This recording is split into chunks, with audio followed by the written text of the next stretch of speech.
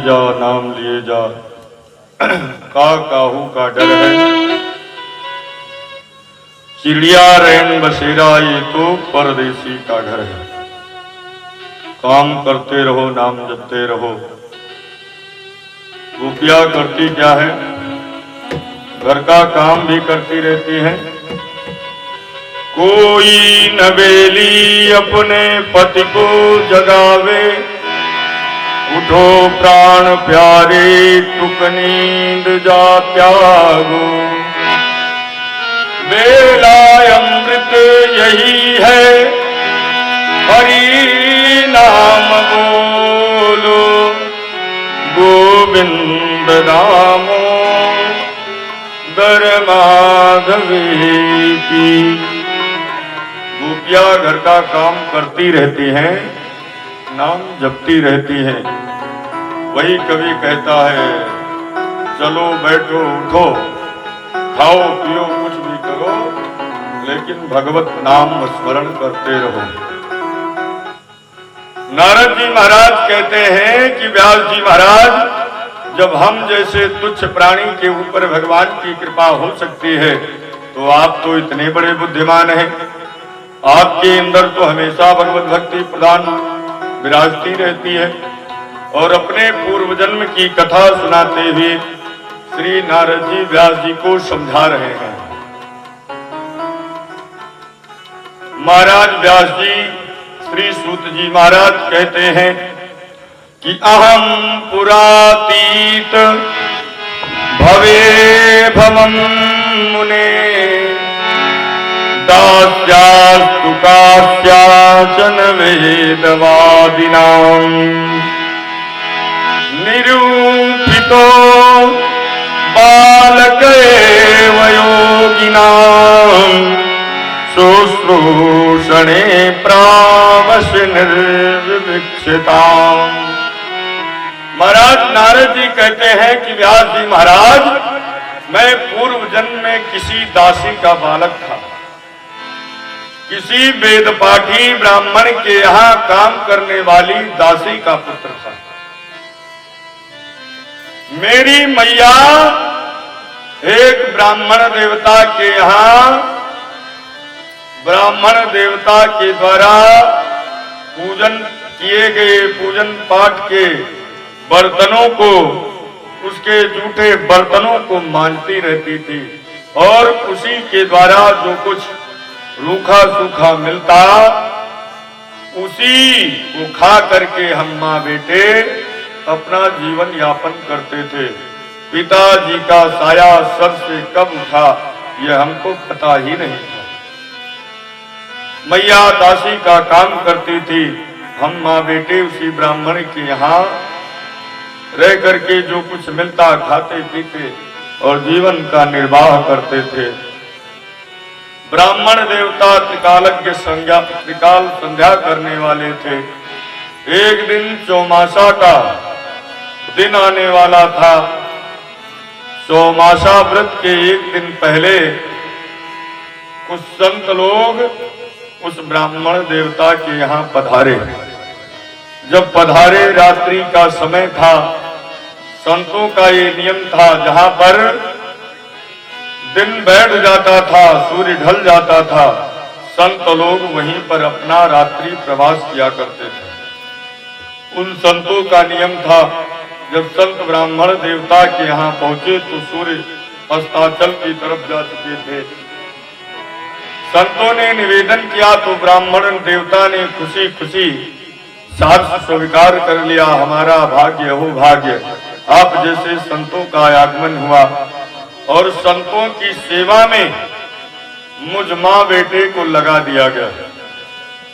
संतों ने रात्रि में भोजन प्रसादी बनाई, पा करके भगवान का भोग लगा करके पा करके और भजन करने लगे। हम माँ बेटे, हमारी मैया ने संतों के द्वारा उच्छिष्ट भोजन को पा करके और रात्रि भर वही भजन कीर्तन सुनते रहे। दूसरा दिन रात्रि व्यतीत हुई, सुबह का समय आया। संत लोग ब्राह्मण देवता से विदा मांग करके जाने लगे तो ब्राह्मण देवता ने निवेदन किया, महाराज अगर आपकी कृपा हो जाती तो आज से चातुर्मास का व्रत आरंभ हो रहा है। चातुर्मास का ये नियम है कि संतगण एक ही स्थान पर रह करके भगवान का भजन करते हैं। तो इस बार चातुर्मास का व्रत आप हमारे यहाँ करें। संत से जब ब्राह्मण ने निवेदन किया तो संत लोग मान गए और हम माँ बेटे 4 महीने के लिए संतों की सेवा में लगा दिए गए। संत लोग सुबह उठे, अपना पूजन पाठ संध्या इत्यादि करें, भजन पूजन करें। हम माँ बेटे भी सुबह उठ करके बर्तन इत्यादि साफ करके और वहीं बैठ करके संत के द्वारा किए गए भजन कीर्तन को सुनते रहे।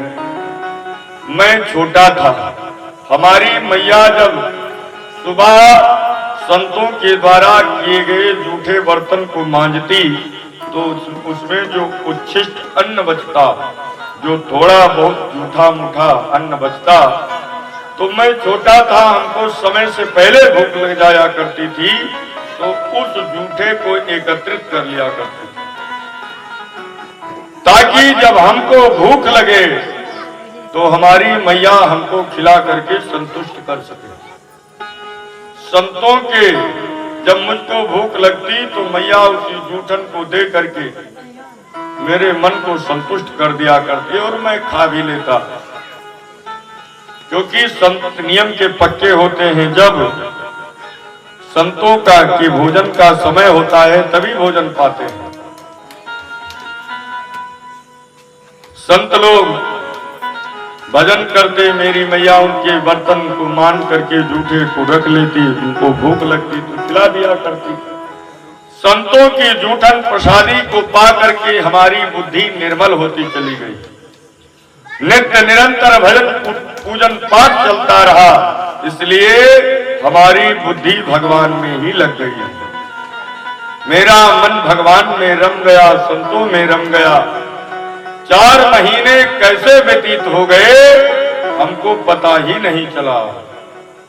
चौमासा व्रत समाप्त हुआ, संत लोग विदा लेकर के जाने लगे तो मैं भी अपने मैया से जिद करने लगा। नारद जी कहते हैं कि मैं भी जिद करने लगा कि मैं भी इन्हीं संतों के साथ जाऊंगा, क्योंकि हमारी बुद्धि संतों की जूठन प्रसादी खाने से निर्मल हो चुकी थी। जाने की जिद करने लगा तो मैया थोड़ा दुखी हो गई, क्योंकि मैं अकेला अपनी माँ के आंखों का, अपनी मैया के बुढ़ापे का सहारा था। मैया रोने लगी तो संतों ने मुझको समझाया, ना बेटा नारद, अभी तुम्हारे तपस्या का समय नहीं हुआ है, समय का इंतजार करो, फिर जा करके जंगल में तुम तपस्या करना, भगवत भक्ति में लीन हो जाना। संतों ने समझाया तो मैं अपनी मैया के पास रुका। मैं बेमन से, बिना मन से अपनी माता के पास रुका। हमारी मैया ही मुझको भजन में बाधक लगने लगी। मैं समय का इंतजार करने लगा। काल की गति बड़ी प्यारी होती है।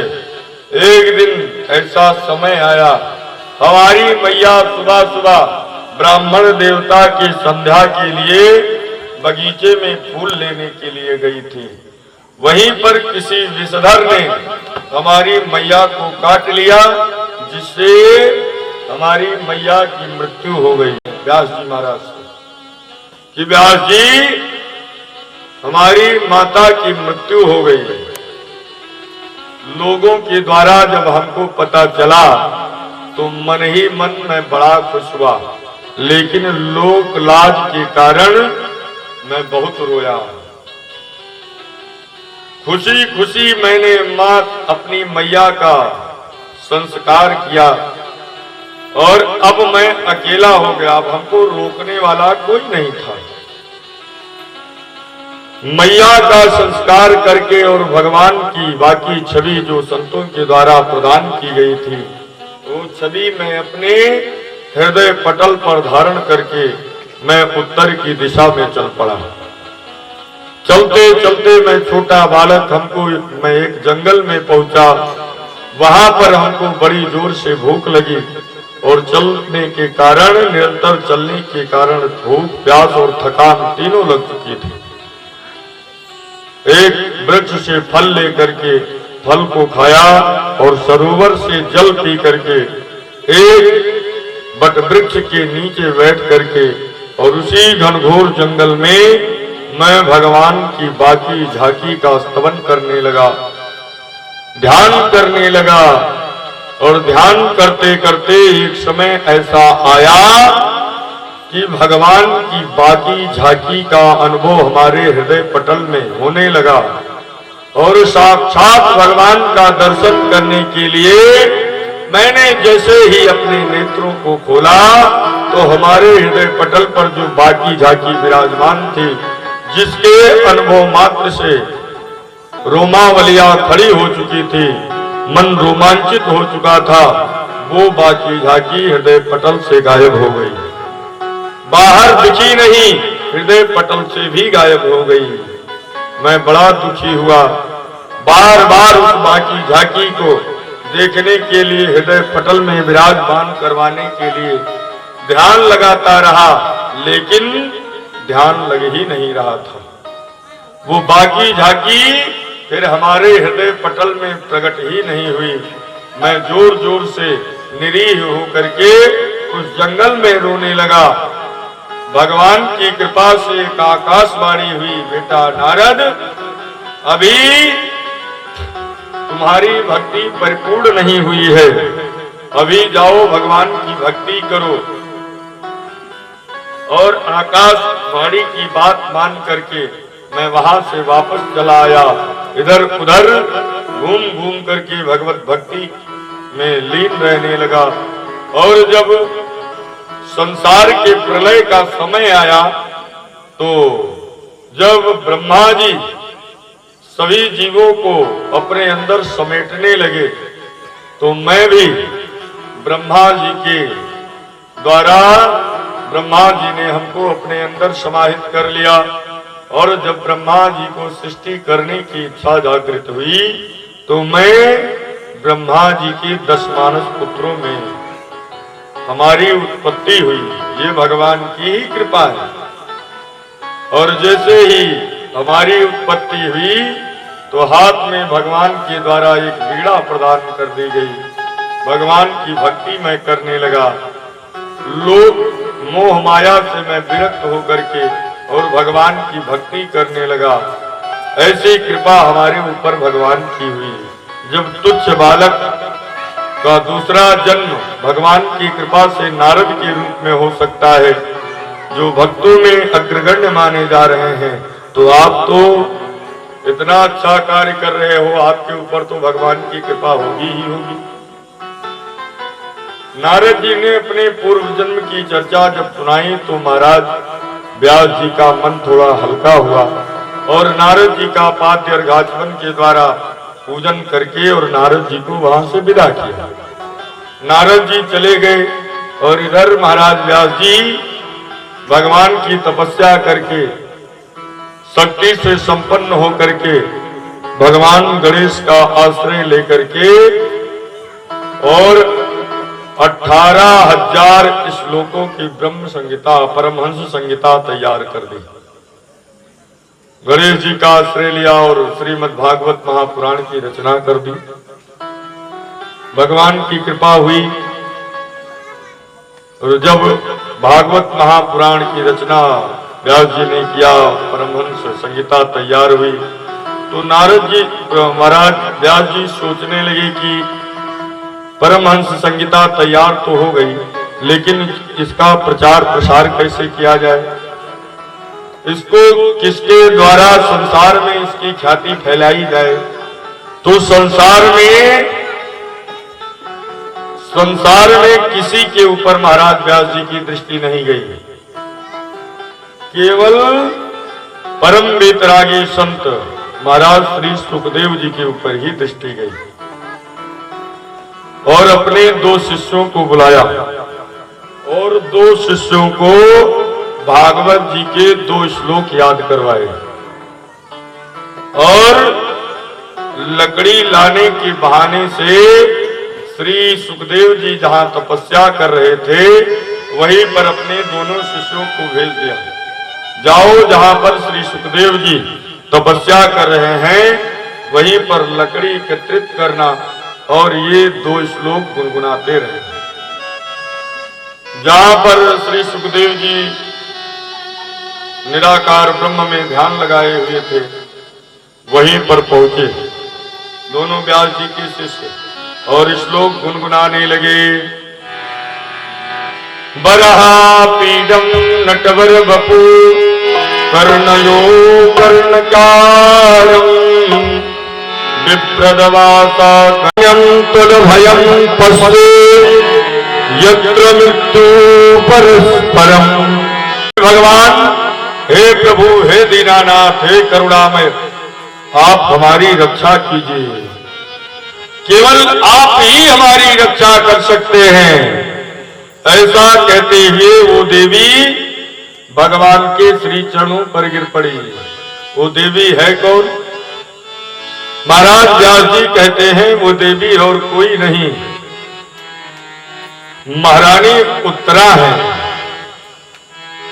महारानी उत्तरा के गर्भ में पांडु का एकमात्र वंशधर पल रहा है, जिसके ऊपर अश्वत्थामा के द्वारा ब्रह्मास्त्र का प्रयोग कर दिया गया है। देवी उत्तरा बोल पड़ी, प्रभु हमको बचाइए, हमारे गर्भ में मात्र एक वंशधर इस पांडु वंश का पल रहा है, अगर आप नहीं रक्षा करेंगे तो गर्भ में पल रहे शिशु और हमारी दोनों मृत्यु हो जाएगी, फिर इस संसार से पांडवों का नामो निशान मिट जाएगा। इसलिए आप हमारी रक्षा कीजिए, रक्षा कीजिए, रक्षा कीजिए।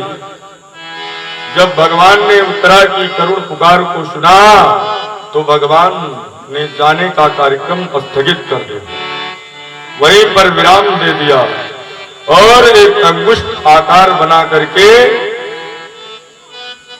उत्तरा के गर्भ को बचाने के लिए, ब्रह्मास्त्र के प्रकोप को शांत करने के लिए भगवान उत्तरा के गर्भ में प्रवेश कर गए और इतिहास की ऐसी पहली स्त्री मैया उत्तरा है कि जिसके गर्भ में भक्त और भगवान दोनों पल रहे हैं। इससे पहले कोई ऐसा नहीं हुआ है। मैया देवकी के गर्भ में आए तो केवल अकेले भगवान, कोई भक्त नहीं आया। मैया कौशल्या के गर्भ में आए तो केवल अकेले भगवान, कोई भक्त नहीं आया। लेकिन बारे मैया उत्तरा इतिहास की ऐसी पहली स्त्री न भूतो न भविष्यति, न हुआ है न होगी। केवल उत्तरा ही ऐसी एक स्त्री है जिसके गर्भ में भक्त और भगवान दोनों ठहरे हुए हैं। भगवान अपने भक्त की रक्षा करने के लिए गए हैं मैया उत्तरा के गर्भ में। वारे उत्तरा का गर्भ कोई स्वर्ग से कम थोड़ो है, कोई वैकुंठ से कम थोड़ो है। भगवान ने मैया उत्तरा के गर्भ में जाकर के बालक की रक्षा की है, ब्रह्मास्त्र के प्रकोप को शांत किया और वापस बाहर आए, मैया उत्तरा की रक्षा की, वंश की रक्षा की। और जैसे जाने के लिए तैयार हुए तो भगवान को एक बहुत जरूरी बात याद आ गई। पांडवों को साथ में लिया और पांडवों को साथ में लेकर के पहुंच गए सीधे समरांगण में, जहां पर 6 महीने व्यतीत होने को हैं। महाराज पांडुवंश के बड़े बूढ़े महाराज भीष्म अर्जुन के द्वारा बिछाई गई सरसैया पर पड़े हुए अपने मृत्यु का इंतजार कर रहे हैं। वहां पांडवों को आगे करके भगवान पहुंच गए, पांडवों को आगे किया। जैसे ही पांडवों के ऊपर दृष्टि महाराज भीष्म की पड़ी तो भीष्म बोल पड़े, पांडव आज तक जिसको तुम अपना सखा समझ रहे थे, जिसको तुमने सम्रांगण में सारथी मान करके जिसको आदेश दिया, वो तुम्हारा सारथी, तुम्हारा मित्र कहाँ है? क्योंकि भगवान पीछे रुक गए थे। और एक बात और सुनो पांडव, जिसको तुमने सारथी माना आदेश दिया सेनयोर भयोर मध्य रथो रथम स्थापय में च्युता। वो कोई साधारण व्यक्तित्व नहीं है, वो परम पिता परमात्मा है। आज से परम पिता परमात्मा के रूप में ही मानना। आखिर वो छलिया है कहाँ, ये तो बताओ। और जैसे ही ये कहा तो भगवान बोल पड़े, पितामह मैं आपके पास ही खड़ा हूं। पितामह बोल पड़े, थोड़ा सामने आओ। भगवान सामने गए। भगवान से पितामह ने कहा, भगवान हमारे मन में इससे ईश्वर की सैया उतनी चुभ नहीं रही है हमको, जितने हमारे मन में दो बातें खटक रही हैं, दो प्रश्न खटक रहे हैं। इसका पहले आप जवाब दो। भगवान से महाराज भीष्म ने प्रश्न किया, ये बताओ भगवान से भीष्म ने पहला प्रश्न किया, ये बताओ भगवान आप परम पिता परमात्मा जगत नियंता जगदाधार हैं, आप सब कुछ जानने वाले हैं, आप भूत भविष्य वर्तमान को जानने वाले हैं। मैं भी अपने पिछले 100 जन्मों को देख रहा हूं और 100 जन्मों में मैंने कोई ऐसा पाप नहीं किया है जिस पाप के कारण मैं इस सर की सैया पर आज 6 महीने से पड़ा करा रहा हूं। मांगने पर भी मृत्यु नहीं आ रही है, मृत्यु हमको मिल नहीं रही है। इस सर की सैया पर मैं पड़ा करा रहा हूं।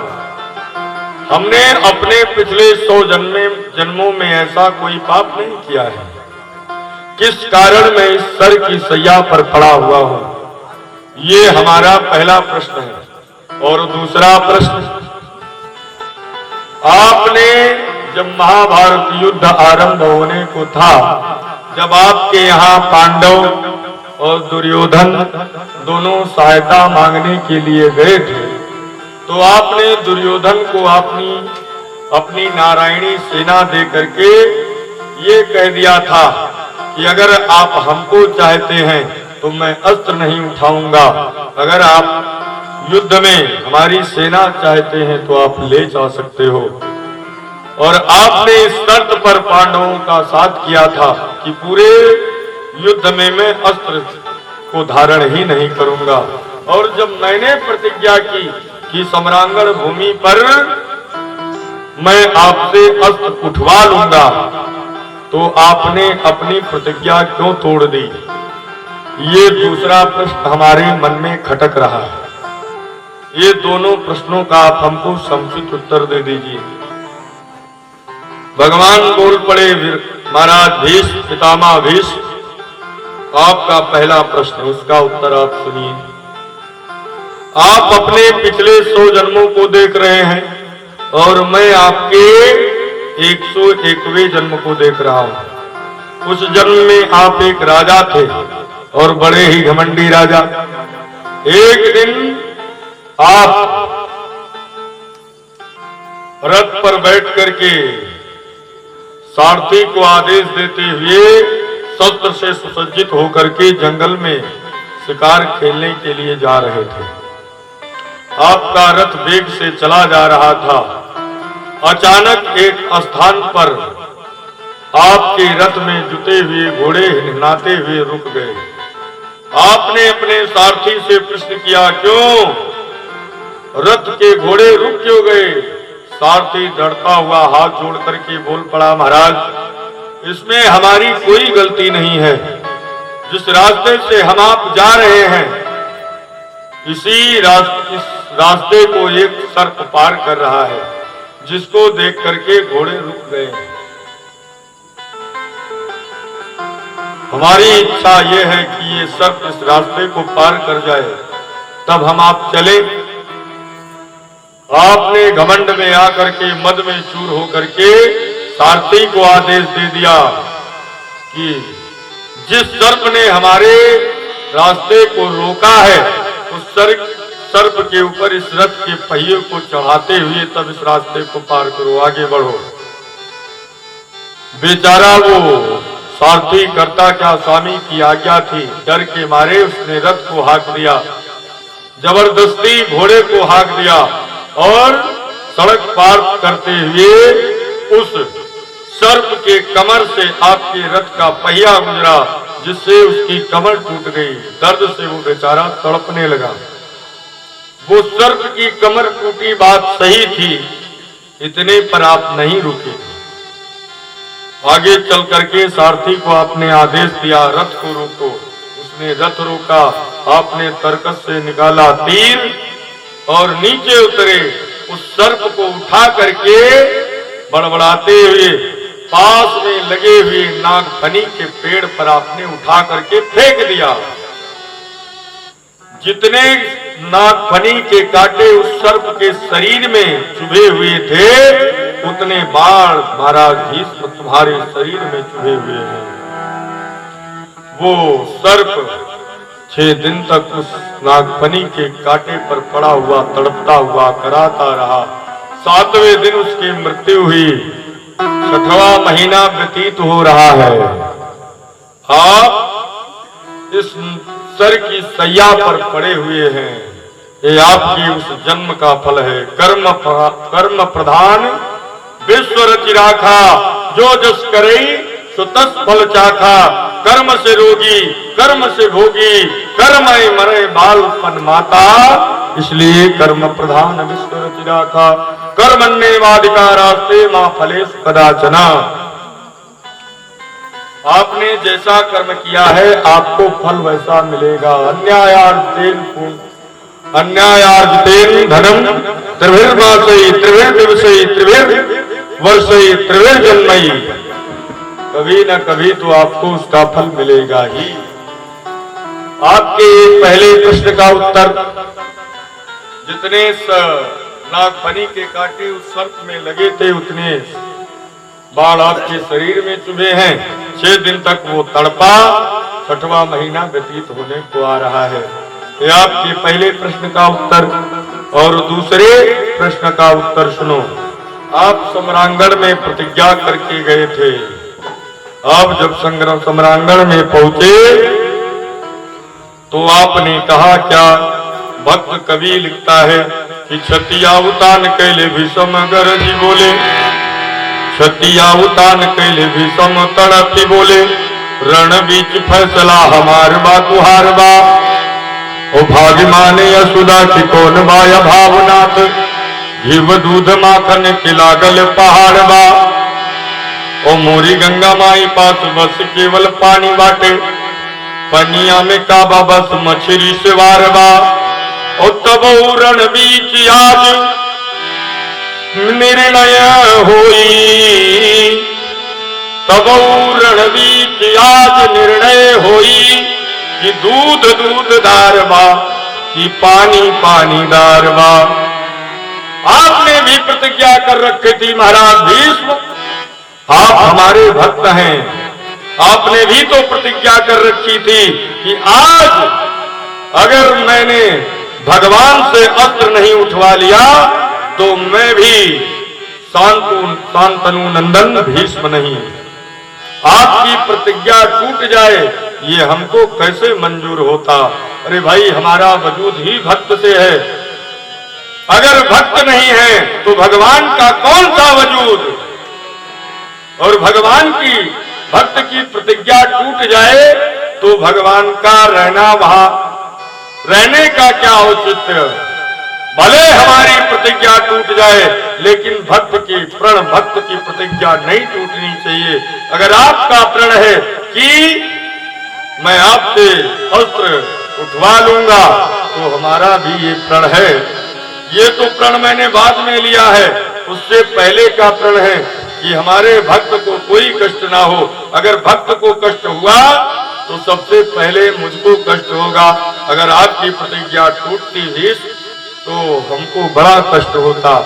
आपकी प्रतिज्ञा रह जाए, हमारे भक्त की प्रतिज्ञा रह जाए, इसलिए मैंने मैदान में सम्रांगण में अस्त्र को उठाया।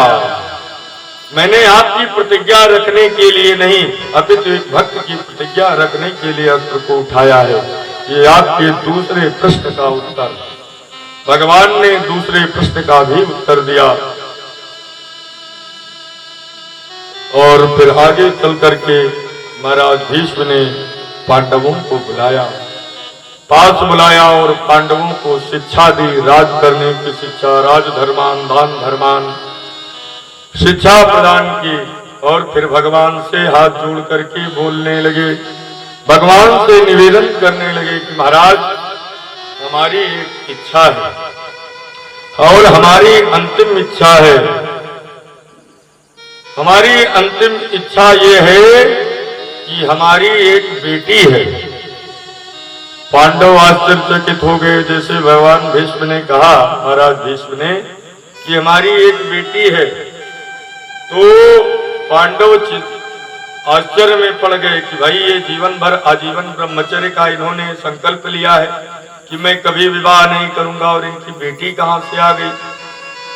तो पुष्पताग्रा छंद में महाराज भीष्म मानो भगवान को पुष्प अर्पित कर रहे हो, चूंकि सर की सैया पर पड़े हैं तो पुष्पांजलि के लिए फूल की आवश्यकता होती है, ये कहीं जाकर के ला नहीं सकते। तो इन्होंने पुष्पताग्रा छंद में भगवान की स्तुति करते हुए ये कहा, इति मद्रूप कल्पिता वितृष्णा।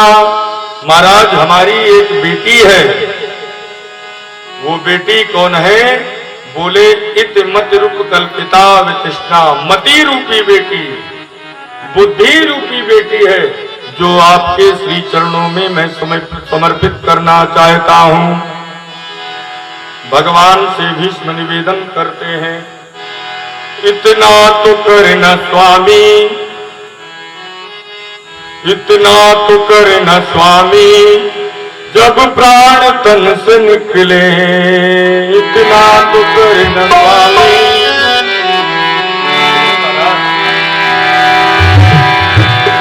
इतना तो करना स्वामी, जब प्राण तन से निकले, इतना तो करना स्वामी, जब प्राण तन से निकले, गोविंद नाम लेकर मेरा प्राण तन से निकले,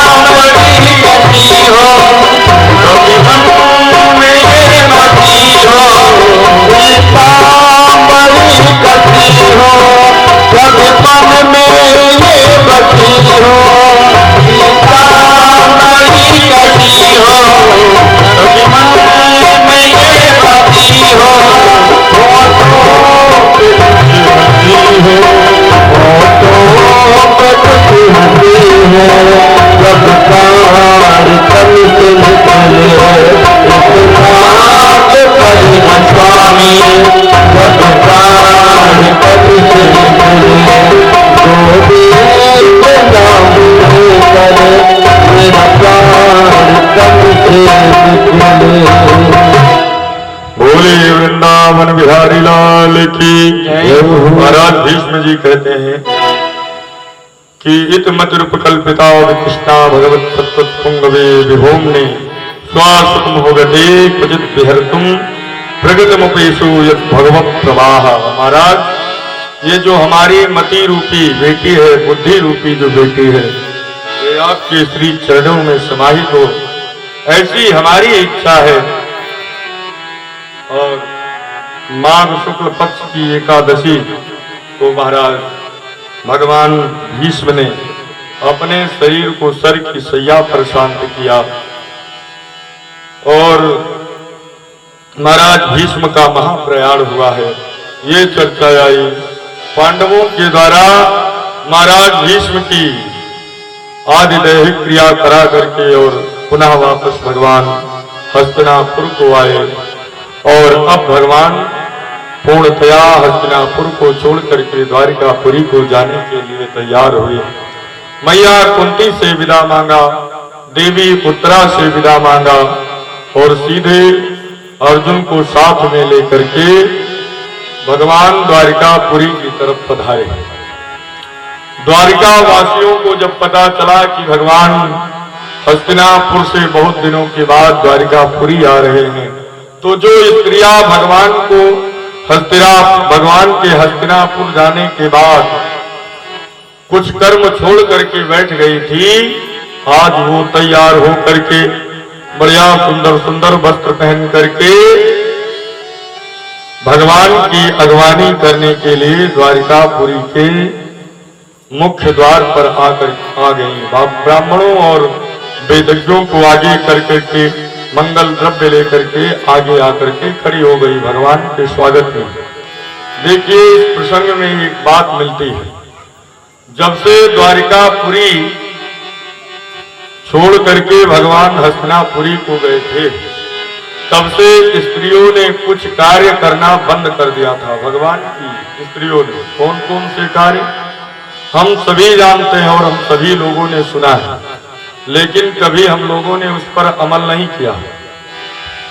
जब हम आप विवाह करने के लिए जाते हैं तो पंडित जी 7 वचन में एक वचन दिलवाते हैं और वो वचन पुरुष के द्वारा कन्या के लिए कहा जाता है।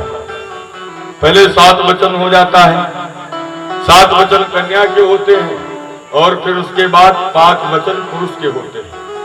लेकिन अब आजकल एक वचन में सब निपटा दिया जाता है। नियम ये है कि कन्या के 7 वचन, फिर पुरुष के 5 वचन, तब वो कर्मकांड पूरा होता है। और जैसे पुरुष के वचन आरंभ होते हैं तो पंडित जी के द्वारा एक श्लोक पढ़ा जाता है, शायद आप लोगों ने सुना होगा। पुरुष कहता है कि देवी मैं आपकी सभी शर्तों को मानता हूं। आपने कहा कि कोई भी अच्छे कर्म करना तो हमको साथ में लेकर के करना, मैं मानता हूं। कूप वापी तड़ाक जो भी खुदवाना उसका पूजन करने का सौभाग्य हो तो साथ में लेकर के करना। आज से कामिनी के रूप में केवल आप ही हम ही को देख सकते हो और किसी को नहीं, ये भी बात मैंने मान लिया। लेकिन हमारे भी परिवार है, हमारा भी कुछ समाज है, इसलिए आज से आप हमारे घर की बहू बन रही हैं, इज्जत बन रही हैं, तो हमारे भी कुछ शर्त है, उसको आप मानिए। फिर पुरुष कहता है कि गृहस्थी को चलाने के लिए, गृहस्थी के पहियों को चलाने के लिए हो सकता है कि कभी हमको परदेश की भी यात्रा करनी पड़े, घर को छोड़ करके जाना पड़े धनार्जन के लिए, व्यापार करने के लिए, तो उस समय तुमको एक कार्य करना होगा। कौन सा कार्य? क्रीडा शरीर संस्कारम समाजोत्सव दर्शनम हास्यम परिगृहे यानम सृजेत प्रेषितभर्तिका। जब किसी स्त्री का पति परदेश गया हो तो उसको क्या करना चाहिए? ये सीख द्वारिकावासी भगवान की पत्नियों से लेना चाहिए। जब से भगवान द्वारिकापुरी को छोड़ करके गए तब से स्त्रियों ने हंसी मजाक करना बंद कर दिया, खेल कूद करना बंद कर दिया और श्रृंगार करना बंद कर दिया, समाज में होने वाले उत्सवों में जाना बंद कर दिया और पराये घर जाना बंद कर दिया। और नीति भी कहती है कि साधु पंडित और वणिक घूमे पामहिमान, नीत कहत अबला फिरत पावत अपना अति अपमान।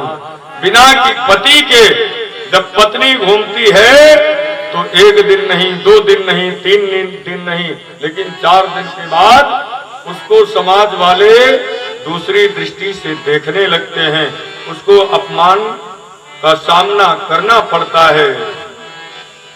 ये बहुत अहम वचन है, इसको ध्यान रखना चाहिए।